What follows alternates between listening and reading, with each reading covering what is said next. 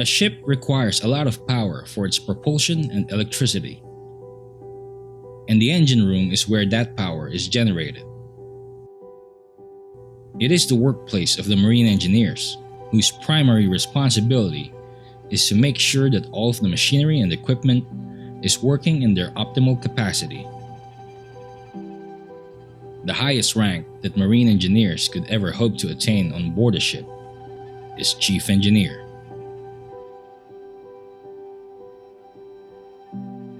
As with a ship's captain, the career path to becoming a chief engineer is not an easy one.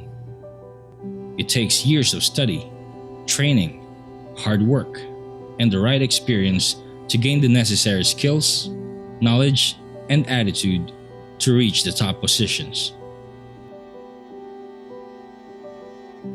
But as with all professions, everyone has to start from somewhere. And once upon a time, the chief engineer began his life at sea as an engine cadet.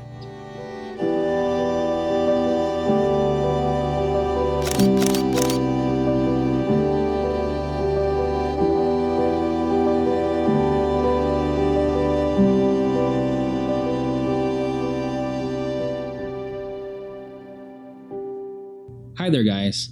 It's time once again for another episode of our Life at Sea segment. And this time, we will have a glimpse of the life and story of the engine cadet.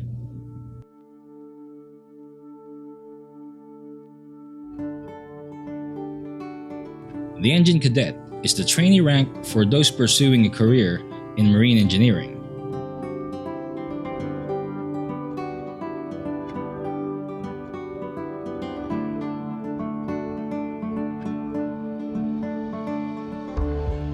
They are the least experienced among all the engine crew, usually on board for their first or second shipboard assignment.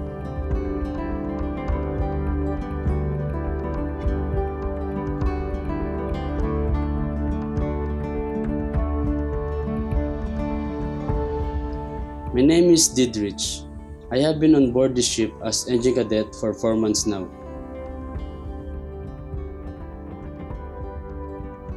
This is my second time as engine cadet. I completed 7 months as cadet on my previous ship.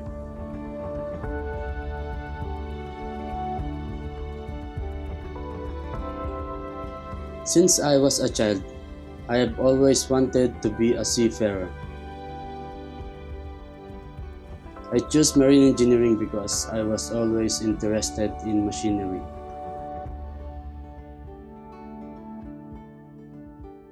I used to think working on board ship was easy, but I found out that life as seafarer was difficult, especially in the engine department where it is usually very hot and the jobs are very dirty. Working on board a ship is already difficult as it is, but working in the engine room adds a little bit more inconvenience, as the jobs involve getting dirty almost all of the time, and the workplace gets very hot in tropical climates.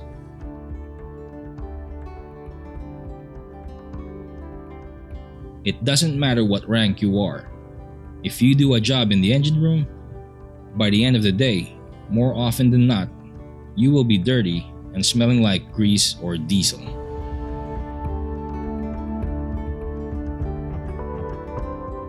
At first, I felt overwhelmed. I thought I won't be able to last very long. But as time passed, I got used to it.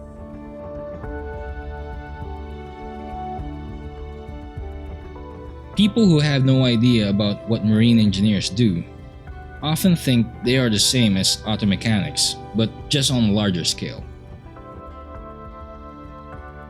Now that might be true for the lower ranks, but marine engineering is a complicated profession which involves operation, maintenance, troubleshooting, and management. The higher the rank, the more complicated the responsibility becomes.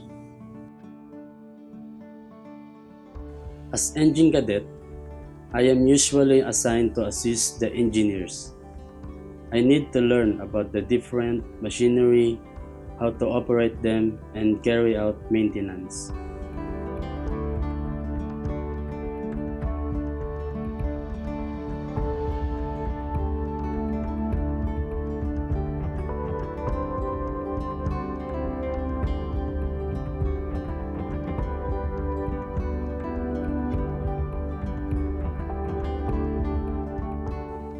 I also need to learn some calculations like for fuel consumption and tank sounding.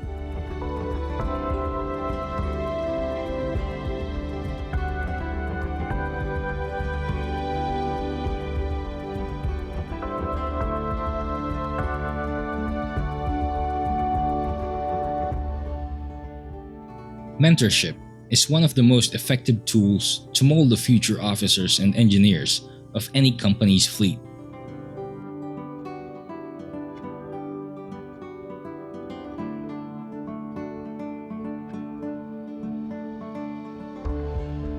Not only does it provide knowledge and enhance skills of trainees, but it also develops the confidence to perform the actual work they are expected to do in the future.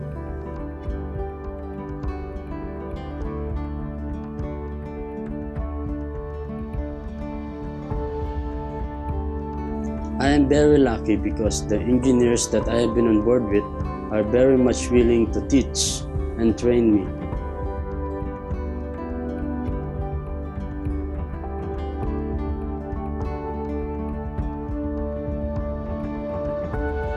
It is because of them that I am gaining confidence every day.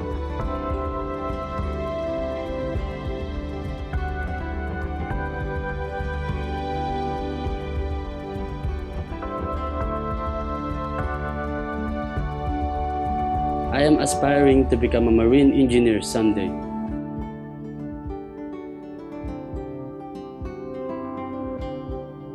I am planning to take the licensure exams after finishing my contract. Hopefully, I pass.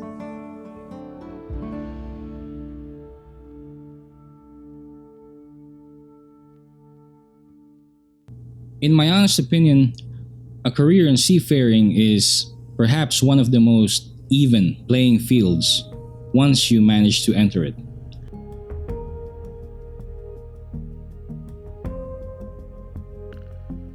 Now, a lot of people might react negatively from what I'm about to say, but your academic records, they don't mean anything once you start working on board a ship.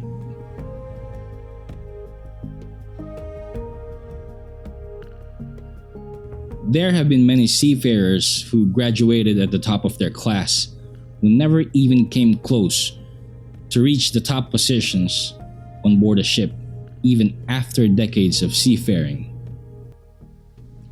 Don't get me wrong, it is quite impressive to have good grades in school, but oftentimes it doesn't translate to job performance, especially on board a ship.